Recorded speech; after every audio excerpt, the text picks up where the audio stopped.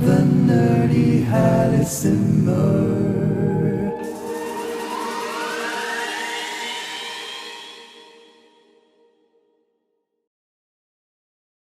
Hey you helicopter nerds out there, it's yours truly, the nerdy helisimmer, and I almost didn't notice it, but apparently Microsoft has released a new iteration of their super duper flight sim just last week. So join me in my first flight in the default A-Star, or H125 as it is called nowadays, in MSFS 2024. Now for whatever reason I'm still not able to select Mascot Heliport of Sydney's Kingsford Smith International as a departure point, so I had to manually place the helicopter on the ground here. The Squirrel does look fantastic inside and out, the Starflex rotor hub, the very rigid landing gear, and even exhaust covers and tie-downs, it's all there. I tried to fire up manually but failed. Even though I'm pretty familiar with the aircraft, I'm pretty much a noob when it comes to MSFS's sims, so I chalk that up to inexperience. Let's ignore the greasy hair of our passenger and take a look at the spacious cabin. Love those warning signs on the ceiling there. The interior is very well modeled, and do they have floor windows? No, not in this version, maybe in the one used for long lining. There's an interactive tablet I have yet to figure out, and you can open the windows and even leave the aircraft to walk around if that's your thing. Now as you can watch me do my controls check, I have to mention one thing. It was a complete pain setting up my controls. For some reason the collective axis didn't show up in the controls menu even if prompting the search function.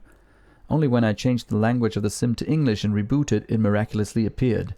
Setting up your hardware is very unintuitive. It was much better in MSFS 2020. So I reloaded with the aircraft ready for liftoff, and here we go. Not much pedal needed as we are light as a feather with only the pilot and one greasy passenger. Remember, right power pedal with the Frenchies and easy on the controls as the A-Star's cyclic is sensitive to the touch. Oh yeah, should have seen that coming. The Squirrel has a rather pronounced right skid low attitude in the hover, so I need more right cyclic. And boy, it feels very similar to Cohen Sim's H125 for XP12. Maybe he was involved. Other than that, no surprises. Feels a little twitchy maybe. A little RC helicopter-like. So it doesn't feel like you have a lot of inertia in this bird. But, well, yeah, you can pick it right up. It's very easy to fly. So let's hover taxi over to Hotel 2, which is one of the FATOs of Mascot. FATO means Final Approach and Takeoff Area. I'm going to try and set it down here, so slowly lowering collective while trying to maintain a stable hover until the right skid touches the ground. Yep, that was rather easy. Now let's try for a better pickup. The simulation of the pickup is much nicer in this iteration of the sim than it was in MSFS 2020. It's just the way it's supposed to be. The left skid taking off first, and then the rest of the fuselage follows. May I introduce to you Hotel 2. I'm going to do some pedal turns here. Remember to keep that right skid low, or you will veer off to the side. Yeah, it's very nice to control, very nice to fly.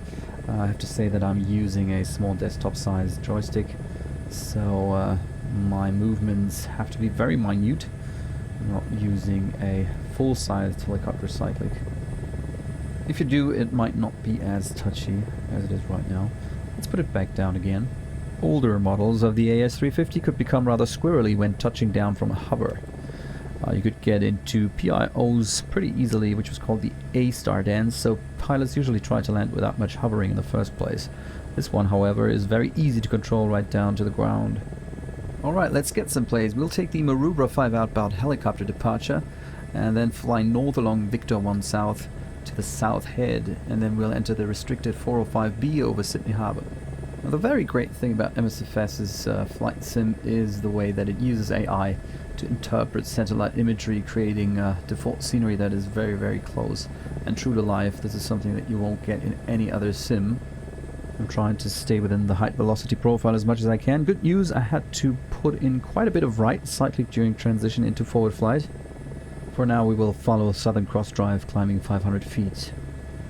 Yep, so Microsoft's flight sim is perfect for training VFR flying, seeing as literally all the visual landmarks that you know from real life will be in the sim as well. Maybe a little bit too much trees, but other than that, it's pretty awesome. So just ahead, Southern Cross Drive crosses Wentworth Avenue, which we will follow eastbound, and from here on out we can climb to a maximum altitude of 1,000 feet. We're climbing at about 60 knots. Now the next landmark is the rather large building structure up ahead, which is the Westfield East Gardens shopping mall. From there on out we follow Fitzgerald Avenue along the rather distinct looking Heffron Park. Now you may have noticed that the graphics don't look too swell right now. Well, it's not because of my rig. It's pretty well set up with an NVIDIA RTX 4090 GPU. But I think it's my internet connection. The bandwidth is too low, so it takes a long time loading, and also, well, the scenery is not as crisp as it could be, I guess. Now, as we fly over the shopping mall turning onto Fitzgerald Avenue, I have to say that the slip indicator doesn't work. It seems to be broken. Even though the helicopter is flying pretty much in trim right now, the ball is all the way off to the right side, and no matter how much pedal I give, I cannot change that, so I guess that's an issue. Up ahead comes Maroubra Beach. This is where Sydney's control zone ends, and we will enter into the VFR route, Victor 1 South.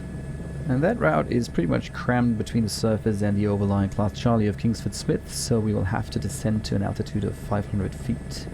So if you want to get the VFR charts so you can follow along our pretty little flight here, you can get those for free from the Australian Aviation Board. I forgot how they were called, but you can get a digital download from the internet. That's festive.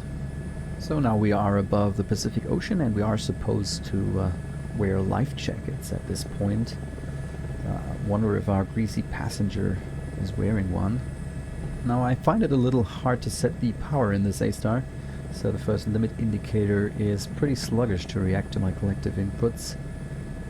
Don't know what that is all about. In real life, Victor 1 has a specific frequency on which you would advise your intentions before entering and at certain neuralgic points along the route. So far, my first helicopter flight in MSFS 2024 is pretty enjoyable. I was never a huge fan of MSFS 2020. I mean, the visuals are gorgeous, but the flight model, especially for helicopters, is not that great. If you're flying X-plane or DCS, I think you have the better helicopter physics. But especially this model seems like a step up from MSFS 2020. The hover felt quite good. The transition into forward flight seemed realistic, and cruise flight also is uneventful. Setting the power seems to be a little bit difficult, and there's an issue with the slip indicator, I think. Well, I find the general handling of the simulator to be a little awkward and unintuitive, but that might just be me complaining about a simulator that I, as of yet, have not the slightest idea about. So another good thing about MSFS 2024 when compared to its predecessor is the fact that you don't need as much hard disk space available. We are passing Bondi Beach on our left. So for this standard edition of MSFS 2024 you need about 50 gigs of available hard disk space, which is much better than MSFS 2020. The downside is that you'll need quite a fast internet connection to enjoy the ultra-realistic visuals. So from here on out we're gonna speed up things a little. I'm gonna fast forward until we start our approach procedure, which will be the Barracks 5 inbound approach into Mascot. Now we will turn west at South Head here, climbing 1,000 feet. Do mind that you need ATC clearance to enter the restricted area above Sydney Harbour. Now there seems to be an abnormal amount of full-rigged tall sailing vessels, but yeah, Sydney Harbour is a very busy water body. Now the big issue I find with MSFS 2020 is its price. The standard version that you can see here comes at 80 euros, might be a little bit less in real money, but still pretty expensive, and there are other editions that you can get, such as the premium or deluxe editions, whatever. You get more airports and airplanes, but I think it goes up as far as $250, and I think that's just way too much. Alright, we will start our approach procedure back into Mascot, which is called the Barracks 5 inbound, seeing as we're flying towards the airport. and it starts here at Rushcutter's Bay and commences over the barracks, which are a little northwest of the Allianz Stadium up ahead. And you can see the ugly AI glitches, the buildings that look like monumental blocks. That probably is due to my poor internet connection. I'm thinking about getting a faster one. Up ahead is the Allianz Stadium, and just to the right of that, the rather large grassy area, that's the barracks. Noise abatement regulations require us to remain east of the Southern Cross Drive, which we will follow along all the way back into Mascot. The approach procedure terminates above the intersection of the Southern Cross Drive and Wentworth Avenue. That's the same landmark we used on our departure. Up ahead is the Super Center, which is another shopping mall, the rather large white stretched out flat building in front of us. And from here on out I'm going to start my descent back down to 500 feet. Now here's another thing that I noticed. When lowering the collective, I would expect the helicopter to need more left paddle actually, but it doesn't. So the more power you pull, the more need for anti-torque paddle you have, and usually if you lower the collective you will need less anti-torque paddle. And what seems in this bird, I can pretty much leave the pedals where they are. I mean, the A-Star has a rather powerful tail rotor, but all in all, torque-induced yaw seems to be a little off to me. Alright, my first flight in MSFS 2024 has been very enjoyable. The helicopter flight physics seem to be better than they were in MSFS 2020, but you really have to do quite a few flights to test the nuts and bolts of the sim. This aircraft seems to have a few issues, but the overall handling seems rather plausible. You will need a fast internet connection for the sim, and setting up the controls was rather messy for me. Maybe you'll do better. If you have any other issues, feel free to put them in the comments. I couldn't manually start up the aircraft. I powered her up, but the VEMD stayed black and the ignition switch didn't do the trick. I know startup is inhibited if the rotor brake isn't secured. However, I could not fiddle with the switch on the brake. Maybe you got it going, and feel free to tell me in the comments what you did better than me. Unfortunately, there was no controller available on Batsim for Kingsford Smith, but I hope that in the future I'm gonna be able to do more videos with live ATC. There's an aircraft taking off from runway 34 left or right, I'm not sure. Oops. What was that?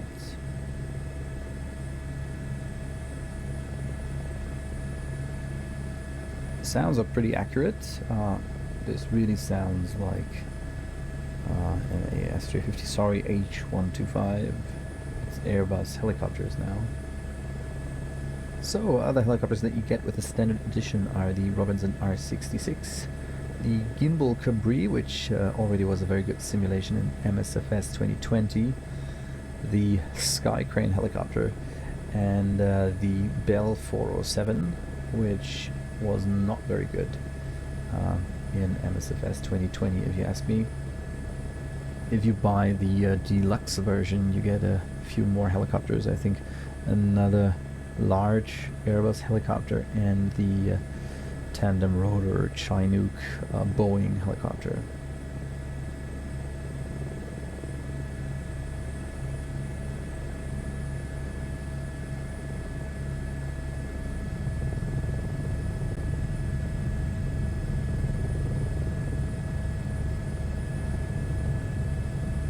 Watch the windsock.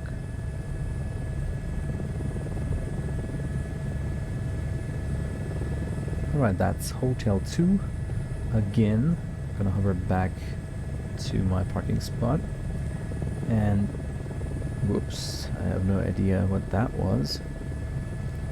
So, yeah, I hope you enjoyed our little first flight review and the little VFR tour that we made over the gorgeous city of Sydney, Australia.